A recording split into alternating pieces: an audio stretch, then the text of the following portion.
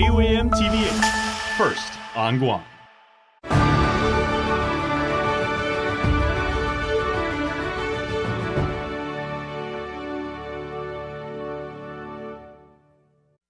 KUAM News headlines are presented by Calvo's Insurance, protecting Micronesia for 85 years. Matson and the Adahi Itano program. Apply at matson.com.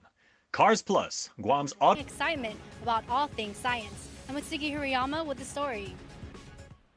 Hafa and good evening. Welcome to KUAM News Primetime. I'm Nick Delgado. Des has the night off. Thank you for starting your week off here with us. Topping our newscast tonight, a Superior Court grand jury indicts a mother accused in the death of her 1-year-old baby boy. A second defendant also named in the indictment, 20-year-old Gilton, and him to appear before a judge on November 29th. As we reported, the child suffered from battered baby syndrome back on November 1st.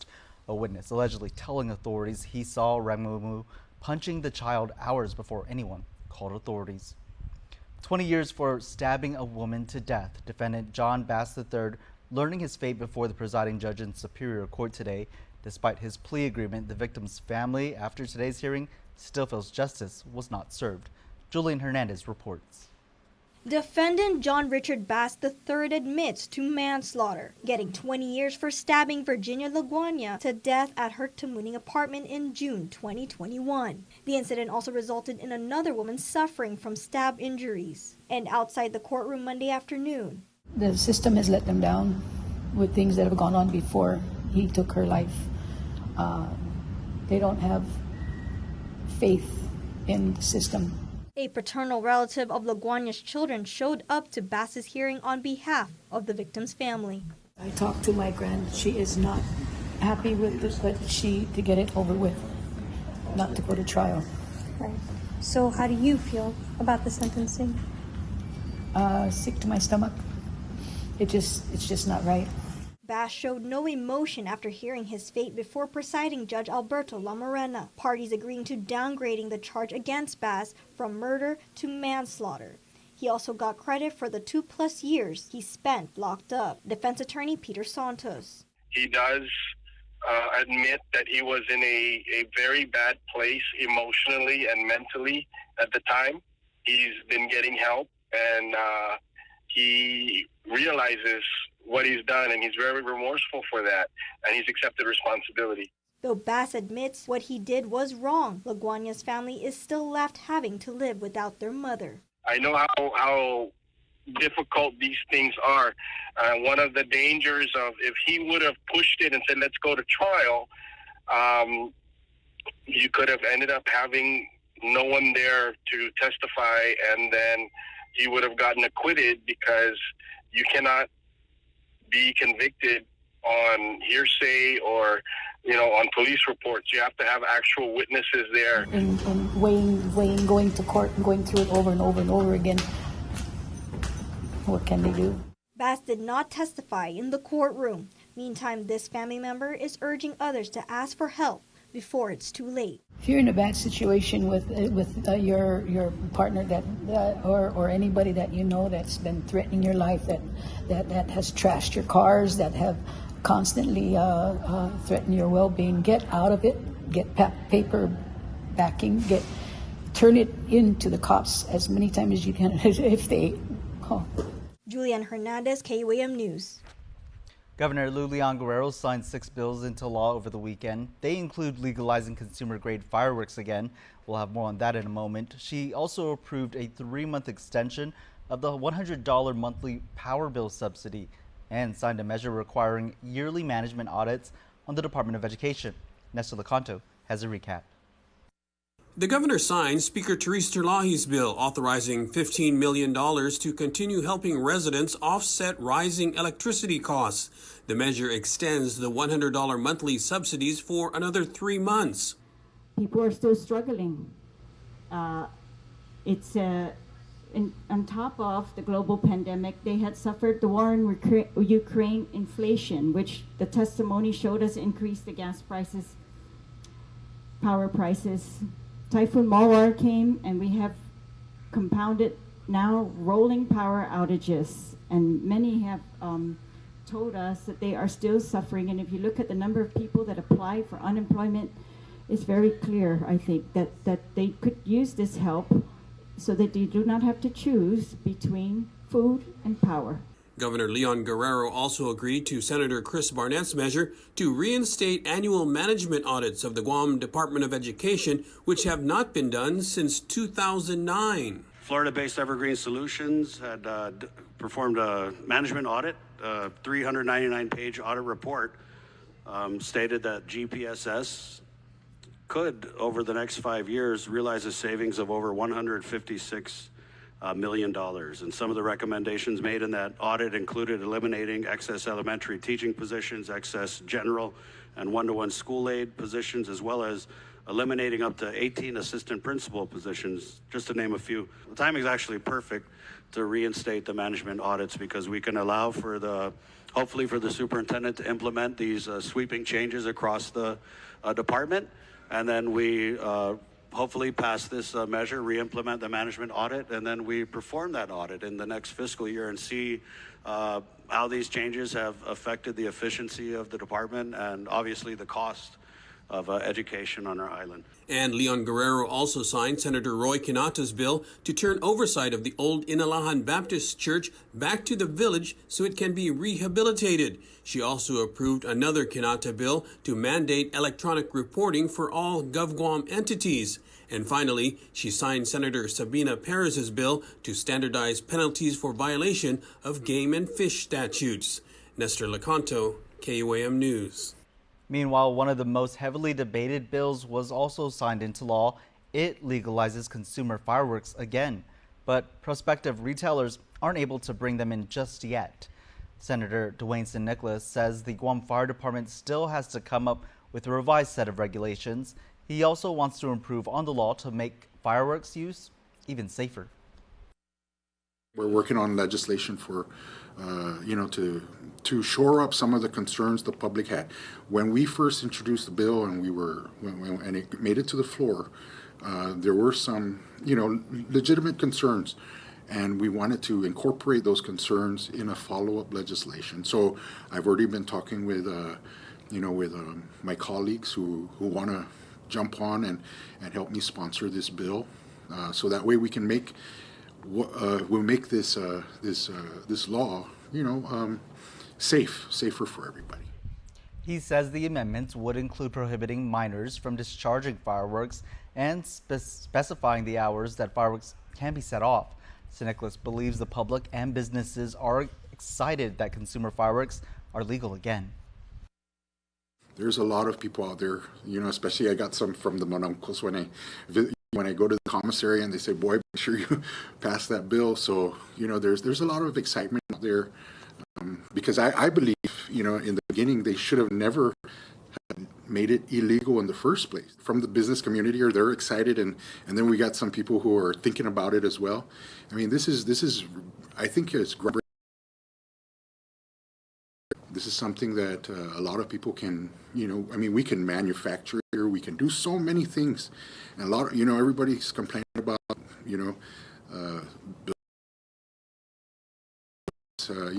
funds for us to pay, the things that we need in the government. Meanwhile, Senator Tello Taitagui, who argued strongly against the fireworks bill during session debate, introduced a bill to repeal the new law. She says it's dangerous and could lead to deadly accidents. More federal funding support may be available to the financially struggling Guam Memorial Hospital. Congressman James Moylan is co-sponsor of the newly introduced Rural Healthcare Facilities Revitalization Act. The bill allows remote hospitals such as GMH to use U.S. Agriculture Department money to help ensure long-term financial stability. According to a news release, healthcare facilities would be able to get USDA loans or financial guarantees. The money can be used to refinance debt, update telehealth services, purchase medical equipment, among other things. The measure also authorizes the Secretary of Agriculture to waive credit requirements for facilities in financial distress or in vulnerable areas. The bill was authored by Congresswoman and physician Yadira Caraveo of Colorado. Speaking of Congressman Moylan, he got into a recent Exor Twitter exchange with his high-profile Republican colleague Matt Gaetz over a less than flattering mention of Guam. It began with Gaetz strongly opposing construction of a new FBI headquarters in Washington, D.C. My colleague from Arkansas says that the FBI headquarters is in a state of disrepair. Mr. Speaker, it is the FBI itself that is in a state of disrepair. And so while my colleague from Arkansas may be right that we may not always hate the FBI, how about while we are most concerned about the things they are doing, we not go build them a new $300 million building? But he continued after on X, posting, "I oppose moving the FBI to any sex state too close to my beloved Florida. I hear Alaska is lovely, maybe Guam?"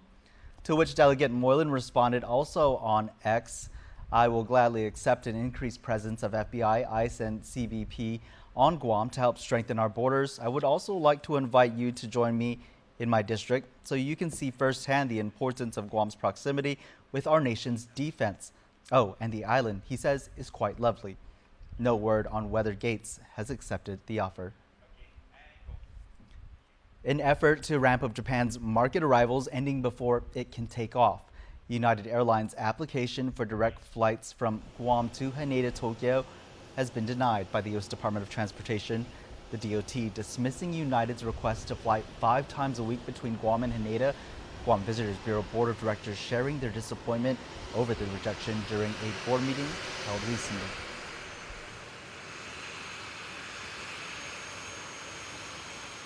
We're kind of disappointed to see that the Department of Transportation really didn't approve United's application.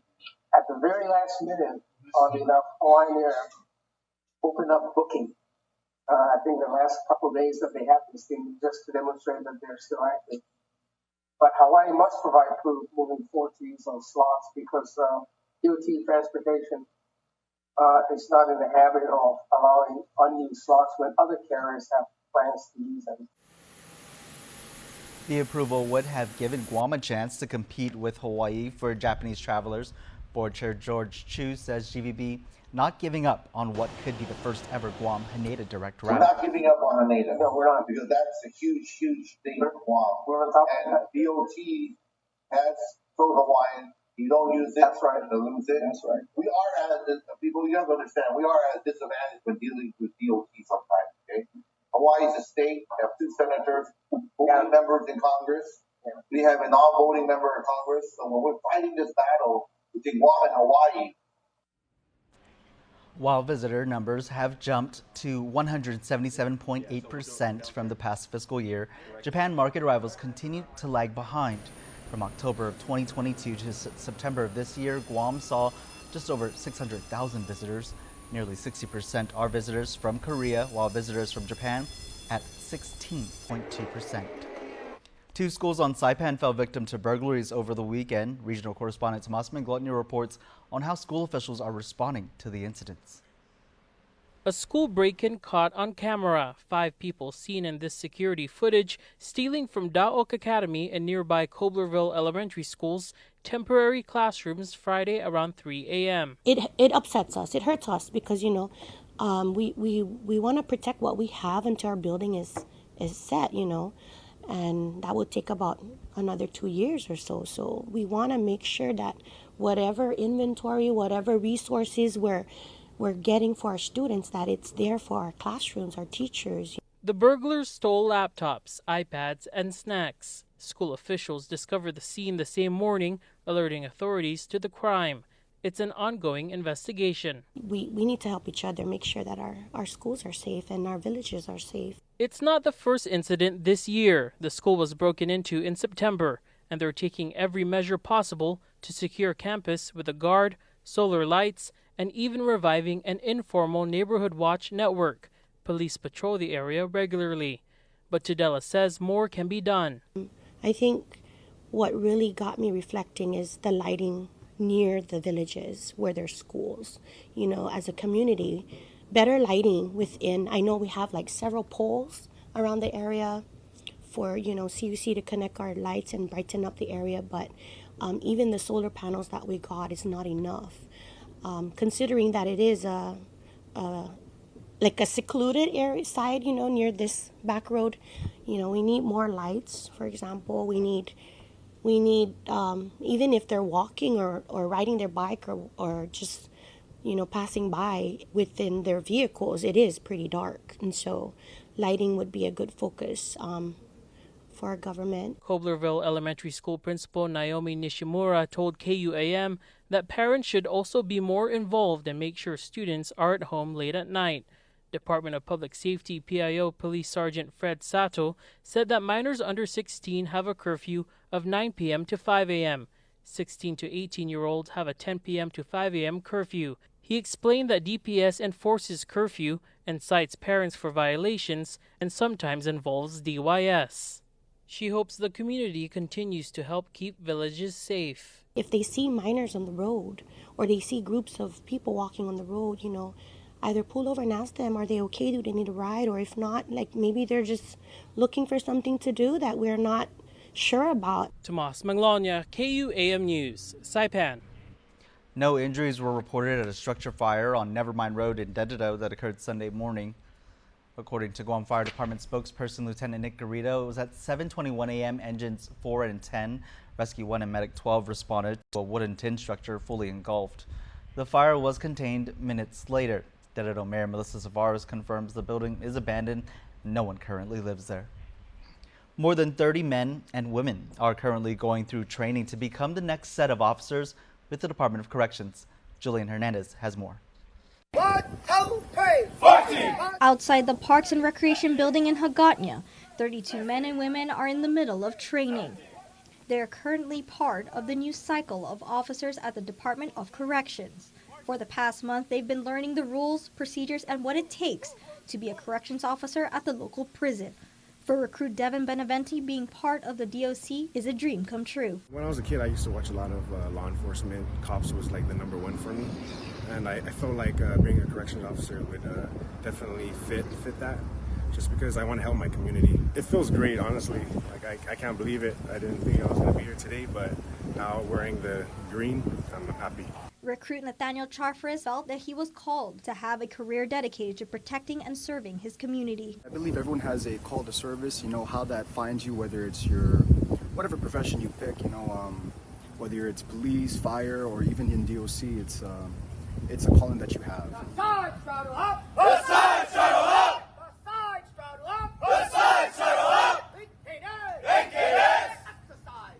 1, 2, 3. For recruit Catherine Short, she said she never dreamt of being a corrections officer until she learned about how inmates are poorly treated behind bars. She wants to change that and lead with compassion. See in the news a lot, not necessarily on Guam, but stateside.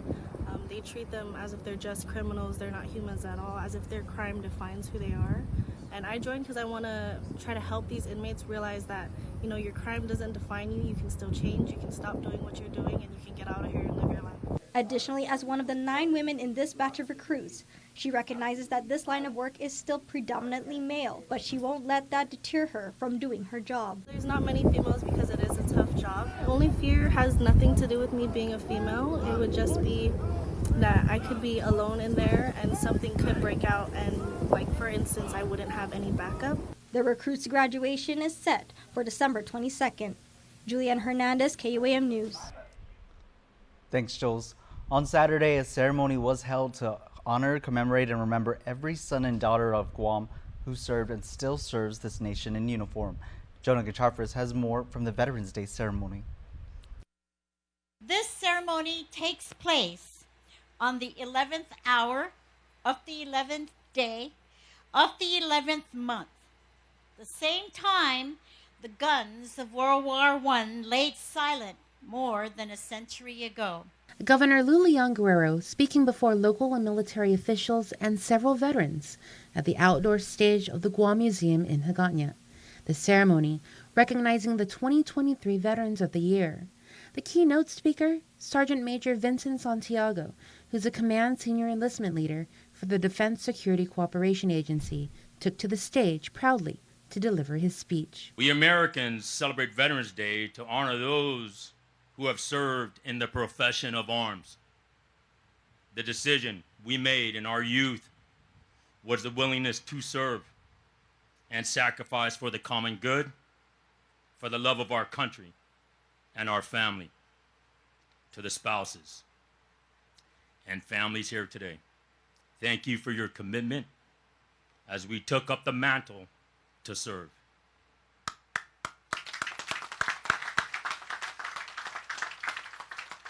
Santiago said that he had to turn to others to find the right words to convey to those veterans present what their service meant.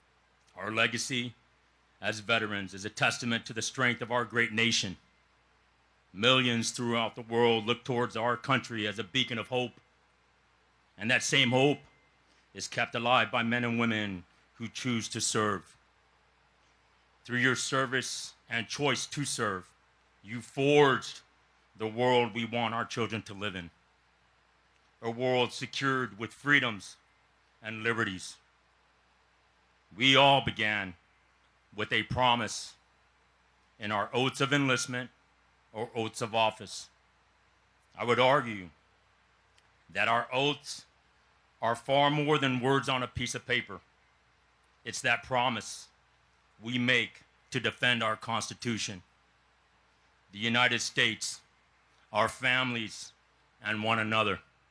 To conclude the ceremony, a benediction was done by Captain Guy Kagiri, the chaplain of the 36th Wing Command from Anderson Air Force Base. May the Lord our God bless us all present here to memorialize those who lived and died to preserve liberty and freedom in our nation. May the Lord our God remember all those whose sacrifice gave this nation its greatness. Jonagan Charfris, KUAM News. Well, the countdown begins for the biggest day of giving back. The KUAM Care Force is ready to celebrate Giving Tuesday, and we want to know what you all are doing as well. Let's come together to generate kindness and generosity this November 28th. Any act, big or small, counts as we create a ripple effect in this global day of giving. You can join the celebration and let us know what you will do this Giving Tuesday. Just email us your plans to givingtuesday@kuam.com. Well, just before news time, we got word from the Guam Homeland Security Office of Civil Defense that the island-wide cybersecurity plan has been approved by the federal officials. Here, a letter sent to Governor Julian Guerrero and the Homeland Security Advisor Exor today. Officials stating in their announcement late this afternoon, as the government of Guam provides many critical services such as healthcare, utilities, education, and public safety, which own and manage sensitive data, the protection of Guam's information assets from an intentional attack or unintentional misuse is paramount to the government's ability to continue to provide critical services to the people of Guam. The completion of the cybersecurity plan to protect the island against any cyber-related threats, regardless of their source, include but are not limited to terrorists, nation-states, criminal organizations, or enterprises of human error. Again, Guam Homeland Security confirming that federal officials have approved the island-wide cybersecurity plan for Guam. We'll have more on that story on KUAM.com. We're going to take a quick break, but don't go anywhere.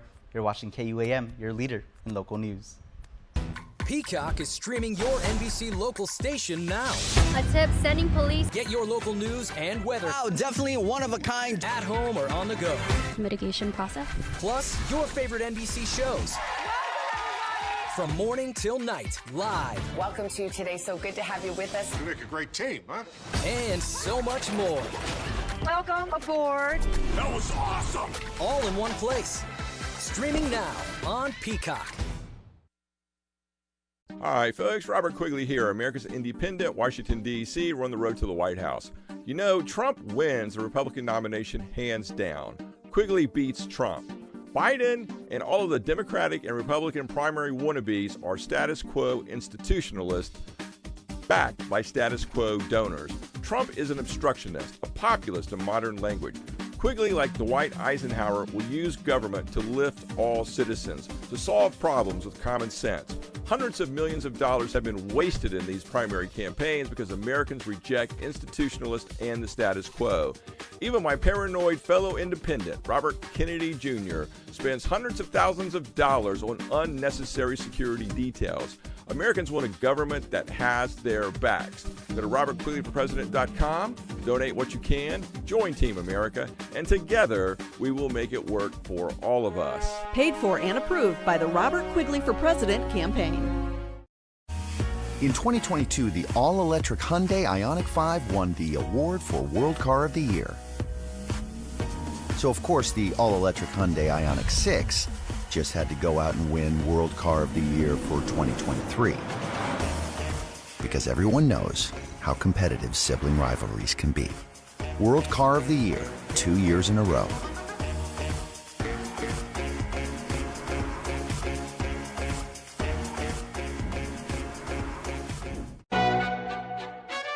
Mickey D's McCrispy.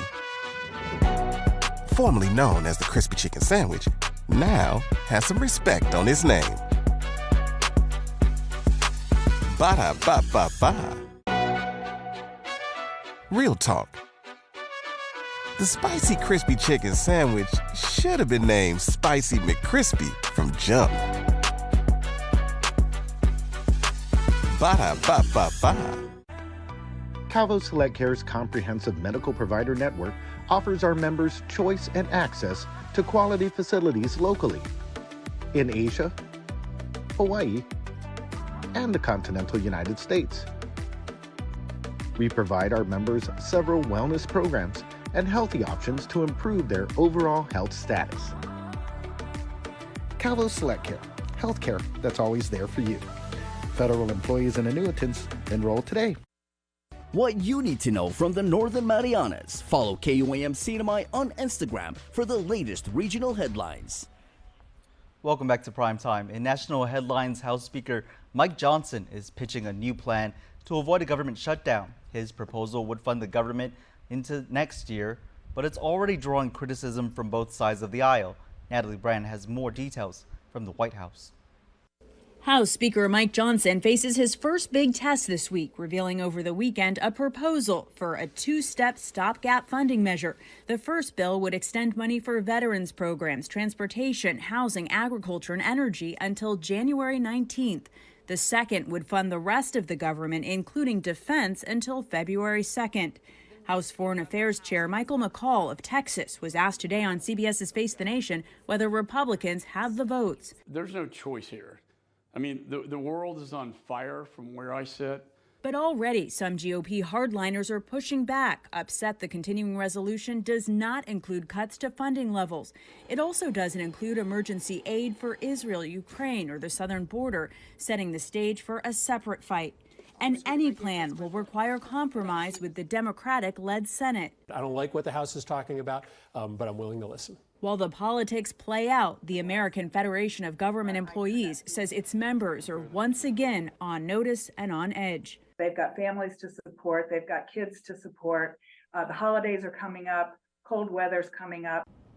The House proposal could get a vote on the floor as early as Tuesday. The Speaker can afford to lose only a handful of GOP votes, meaning he could need Democratic support in order to pass it. I'm Natalie Brand at the White House for CBS News. Israel's war with Hamas and the growing humanitarian crisis in Gaza, where hospitals have become part of the front lines in the fight. Now with supplies nearly gone, doctors there say they're under siege, but Israel says they're trying to help deliver needed supplies. Erin McLaughlin reports. Tonight, as Israeli troops push deeper into Gaza City, desperation and despair at the city's main hospital, now surrounded. Dr. Ahmed Mukhalalati runs the Al-Shifa Hospital's burns unit. Are you inside the hospital? I am inside the hospital. So if you can hear in the background, it's like bombardment and bombing of the hospital. And from all sides, a lot of gunshots. He says power outages and a lack of essential supplies jeopardize the remaining 700 patients. According to the Palestinian Health Ministry in Gaza, at least 16 have died due to a lack of oxygen and medicine, including 3 babies born premature.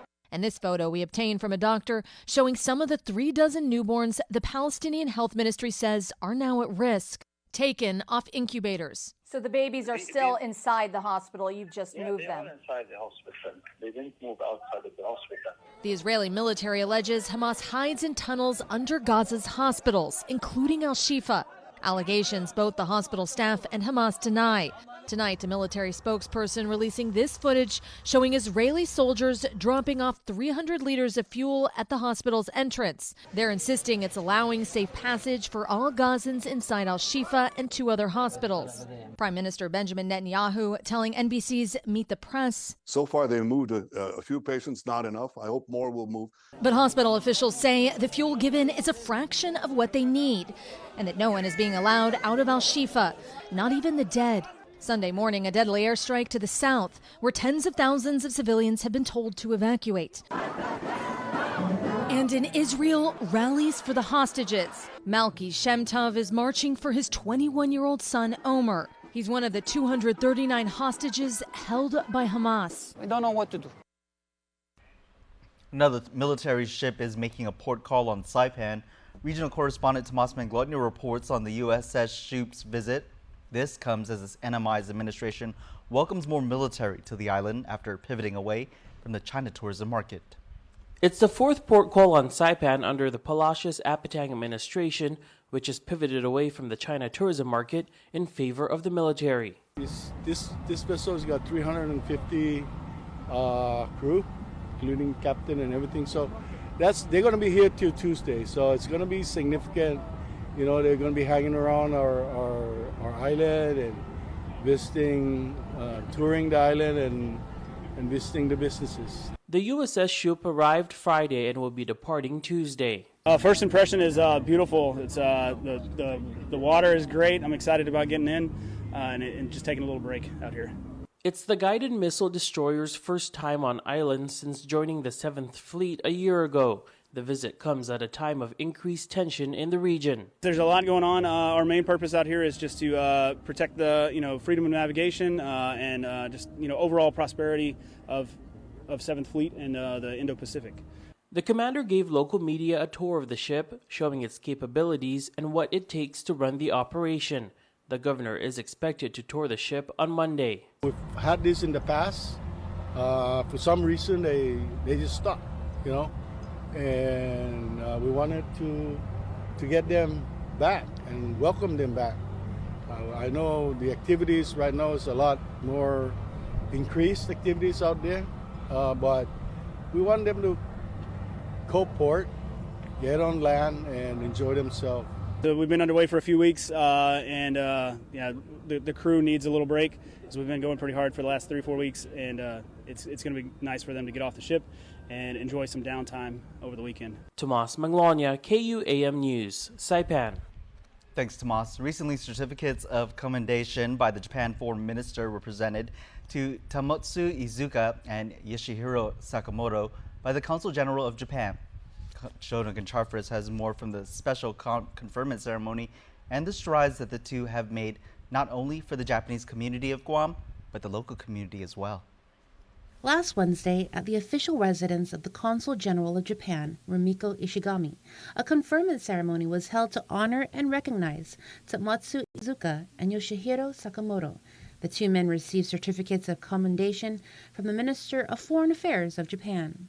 Both gentlemen are well deserving of this prestigious award, as they have made big strides in not only to the Japanese community of Guam, but within the local island community as well. Their time and dedication in their respective capacities have helped promote mutual understanding between Japan, Guam, and the United States of America.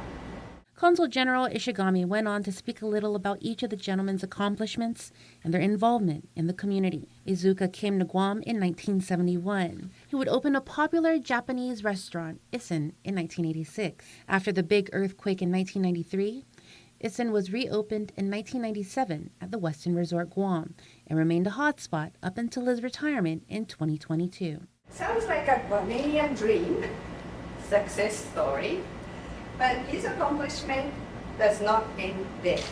All these years, Iizuka-san has been a true community player. Affectionately known as Tom, Izuka is a board member and director emeritus of the Make-A-Wish Foundation and played a big role in expanding the Japan Autumn Festival. Mr. Izuka believed the festival was an opportunity to express gratitude and build a bridge to friendship with the residents of Guam.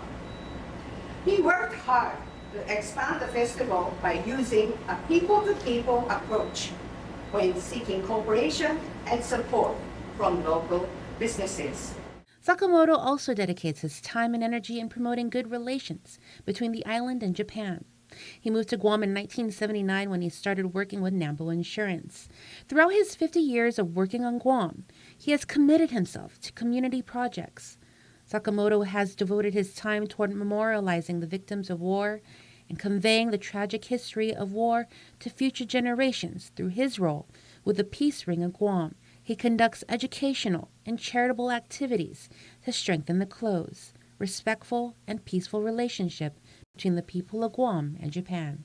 At the end of her remarks, Izuka and Sakamoto graciously accepted their certificates. Since I came to Guam 52 years ago, I have been blessed to experience the warmth and kindness of its people. May the friendship between Japan and Guam continue to grow stronger. Thank you. I've been fortunate to have incredible support from my family, friends, mentors, and others, both past and present. Their influence and guidance have been invaluable, and I owe them a tremendous debt of gratitude. The ceremony concluded with a toast. Jonagan Charfris, KUAM News. 3, 2, 1, blast off. Folks from the Space Science Institute in Colorado visiting Guam for the second time recently to share all things science with our local librarians. Etsuki Hirayama has more. A change of space for dozens of Guam Department of Education librarians. Fastest mile per hour he has ever reached, right?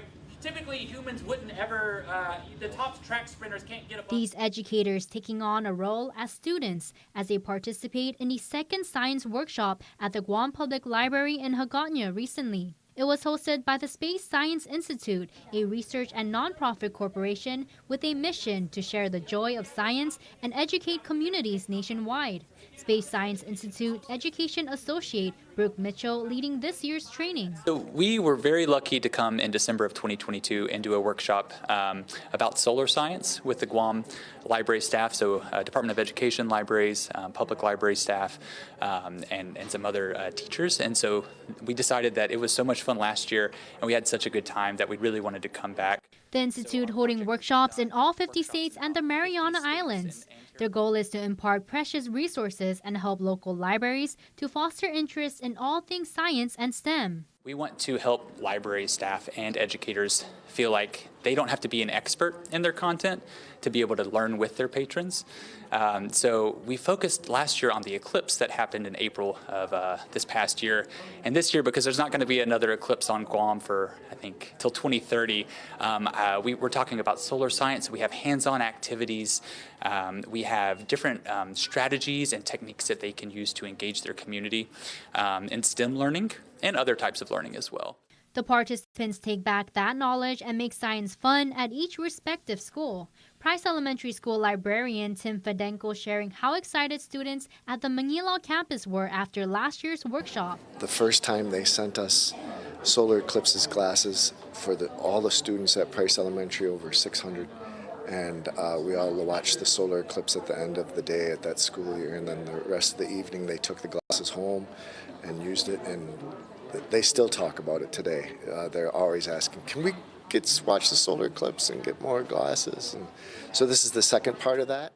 In the second workshop, Fedenko and others delving into the mysteries of the Marianas Trench. Right now we're talking about the solar system, but we are delving into oceans, right? And so what's the deepest things people can dive, or people can dive, animals can dive, what's the deepest part of the oceans?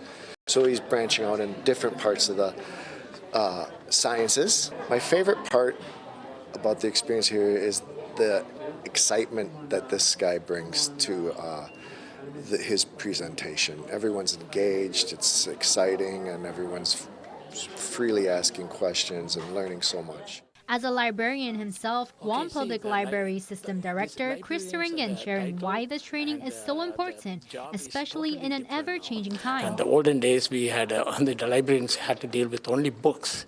Now we have technology, we have other sources, like this is one example, science, and the librarians take this training and share with the teachers, and then teachers will share with the students. Meantime, Mitchell is on to his next island, hoping more local libraries can keep their patrons curious about science.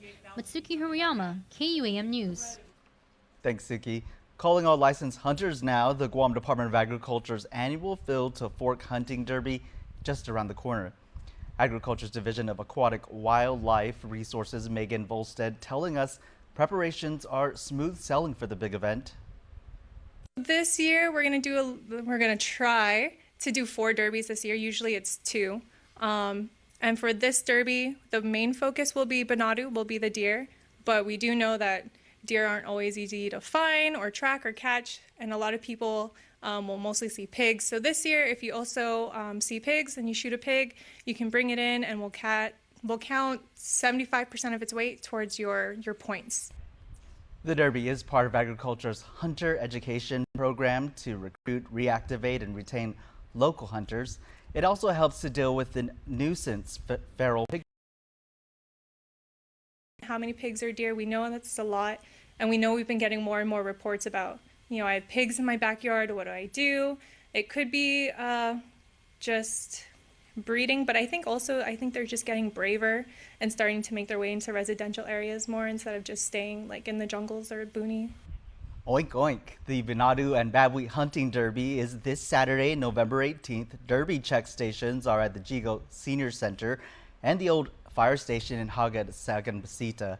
She adds mandatory safety briefings along with pre-registration will be held tomorrow, November 14th at the Manila Community Center and on Wednesday at the Jigo Senior Citizen Center. For those who can't make those safety briefings, one will also be held on the morning of the hunt.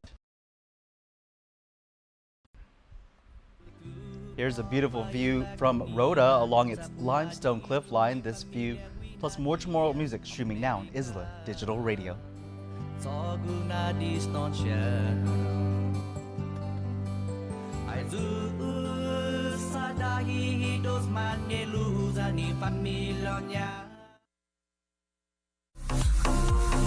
Are you ready to drive into the future? Introducing the all-new BMW i Family, Guam's only all-electric luxury vehicle. Be a part of the electrifying future with the all-new BMW i Family. Now available at Atkins Kroll. New chicken nuggets from KFC? Everybody's gonna want these.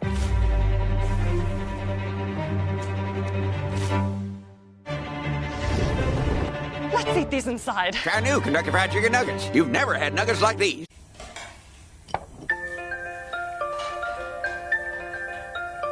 Honey, do you want some milk? Do you ever wonder how your favorite products make their way into your local stores? Most arrive on state-of-the-art Matson vessels that transport containers of food, household items, equipment, and supplies into the islands every week. Because we know that you depend on us, we work closely with our partners to ensure that our shipments arrive on time, all the time, so you can find your favorite products when you need them.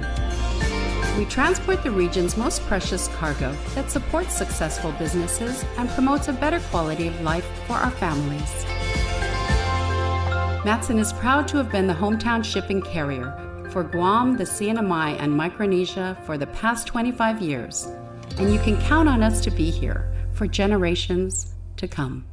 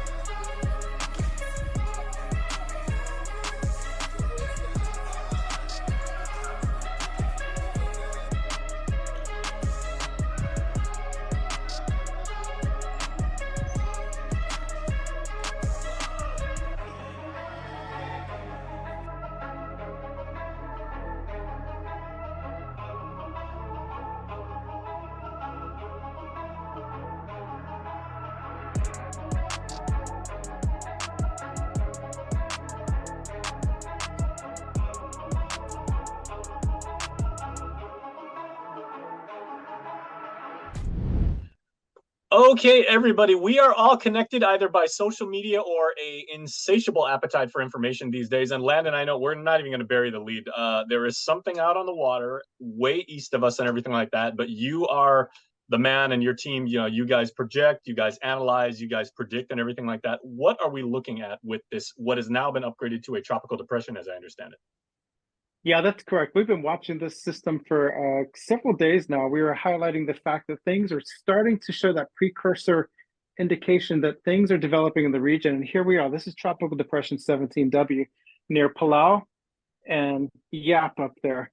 And so this is the first of two systems that we've been watching that has materialized. And so we've been ripe with rumors for what feels like a couple months now across the region, with speculation and rumors of typhoons developing somewhere near Guam or anywhere in the region.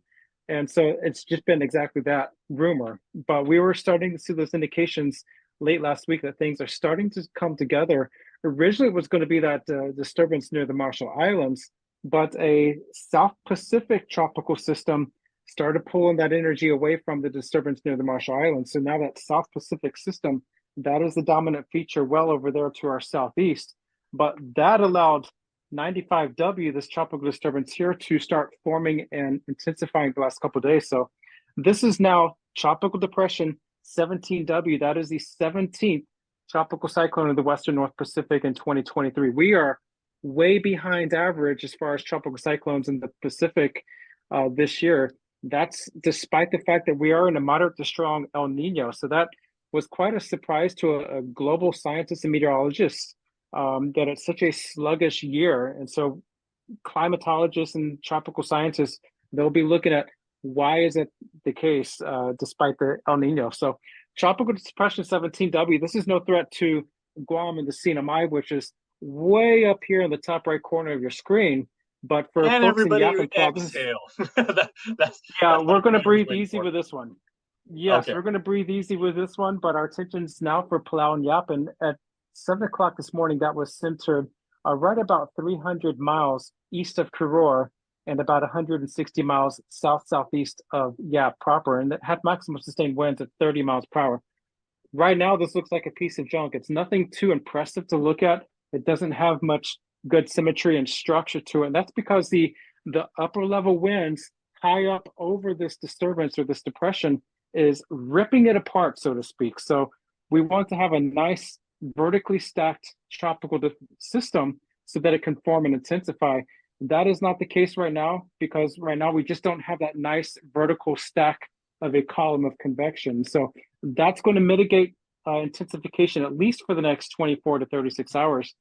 But things could change as it starts to slide somewhere near Kayango, north of Koror, over the next couple of days. This will be a slow mover. So these showers, thunderstorms, locally heavy rainfall, the potential for mudslides and hazardous seas and surf, that will persist for several days. And this is also interesting because I was talking with your brother about this just last week, Brandon, when he filled in for you because you were traveling. But it's interesting to me as a journalist because 6 years ago on Thanksgiving Day, which is obviously right around the corner, we went to Core 1 the night before because there was a system out on the water, and I believe it was like 11 or 12 that morning. At the time, Governor Eddie Calvo said, like, okay, we're in the clear. And yeah, I mean, it was kind of nuts because obviously it's Thanksgiving and people want to set up tarps and people want to start cooking the turkey, whether they're, traditional in the oven or doing the frying thing and everything like that. But that was interesting, and that's noteworthy, again, because the holidays are just a few days away. Yeah, 'tis the season. And of course, I have not put up any Christmas decorations outside. Usually I'm with lights outside on my house a month ago. This year that has not happened because I'm just kind of hesitant to do that because of what might happen in the coming weeks or the next month. And so again, going back to Guam and CNMI, we have full-blown dry season conditions. This is going to feel like an early January, February for us. The next couple of days, just spotty trade wind showers and not much to speak of across Guam and the CNMI. This is going to be the theme for the next couple of days, at least through midweek, Wednesday. Mostly dry, mostly sunny, but those spotty trade wind showers pushing through, nothing significant. But we are going to be watching the weather over here in Eastern Micronesia. This is a 96W, that developing disturbance. Oh boy. The forecast models really struggle with this overall disturbance over here, still being affected by that South Pacific 91P that may be upgraded to a tropical depression later today by the Joint Typhoon Warning Center. That's going to move on to the south and to the South Pacific. How deep do Pizza Hut's roots run in the islands? Through all the decades, we know what you love. Great taste at an even better price. Like our large one-topping carry-out pizza for just $14.99. You choose your favorite topping, pepperoni, olives, sausage, or any other single topping. Our $14.99 large one-topping pizza. Order online and carry one out today.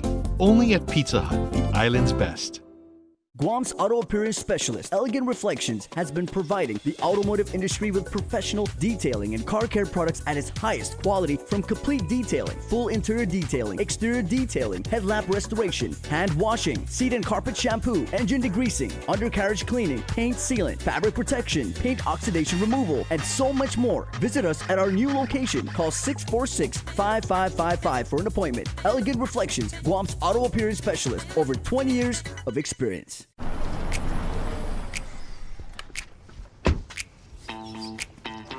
There it is. My dad went EV. It's electric. Don't be shocked. The guy who's eternally locked out of his email is going EV. Ooh, nice car. Actually, it's an EV. Rhymes with Kev. Look, EVIP parking. I get it. You think they don't charge fast enough or go far enough. Up to 80% charge in 18 minutes. Range? Heck, we could go to Mexico. Are you Kevin Bacon? But EVs aren't going to stop being a thing. Look at the Ioniq 6. Maca mushroom frap for Kevin. So just make the leap already. Okay, watch this. Blue or red? Blue light, red light. I can also make it play nature sounds if you want. Let's just drive. Introducing the all-electric Hyundai Ioniq 6 with up to 360-mile range. When it comes to EVs, we're thinking of every mile. Infectious disease transmission prevention in the workplace. It's not if, it's when. Are you ready? Be prepared. VIA Hawaii is offering free training for workers and employers.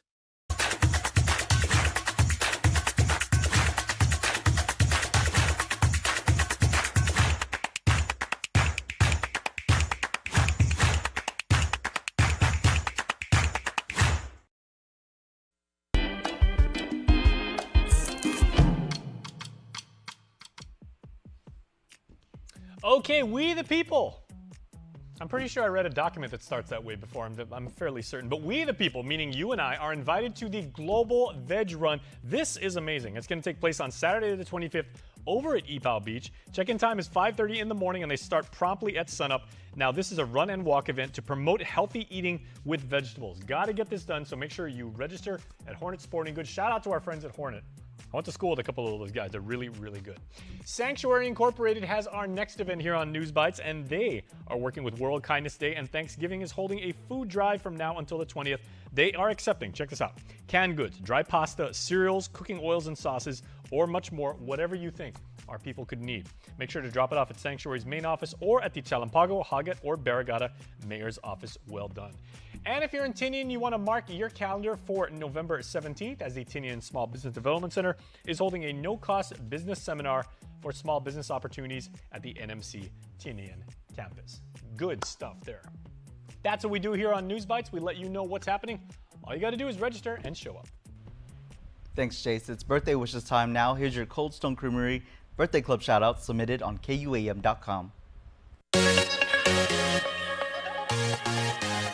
Happy birthday on Monday. Back to work, back to school, but back to celebrating our birthday celebrants. And Becky Tidyweed leads off today. Happy birthday to our loving wife and mother. Oh, the two best jobs in the world, Becky, and we know you do them with amazing grace. Blessings from many more to celebrate, says your very loving family. Happy birthday to Becky.